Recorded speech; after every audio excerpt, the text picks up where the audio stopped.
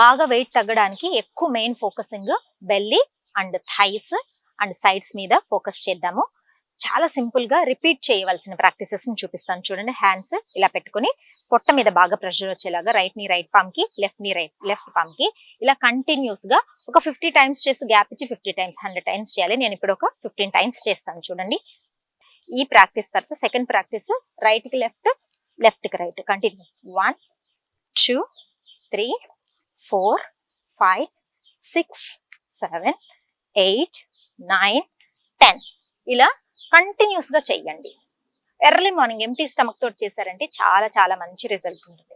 తర్వాత కాళ్ళ మధ్యలో కొంచెం గ్యాప్ పెట్టుకుని హ్యాండ్ షోల్డర్ లెవెల్ పెట్టుకుని స్లోగా సైడ్ 1 2 3 4 5 6 ఇలా మినిమం ఒక 20 టైమ్స్ అనేది మీరు సైడ్ టు సైడ్ రిపీట్ చేసిన తర్వాత మెయింటైన్ చేసుకోండి. ఎంత చక్కగా మెయింటైన్ చేస్తే అంత మంచి రిజల్ట్ ఉంటుంది. సైడ్ లో మంచి స్ట్రెచ్ వస్తుంది.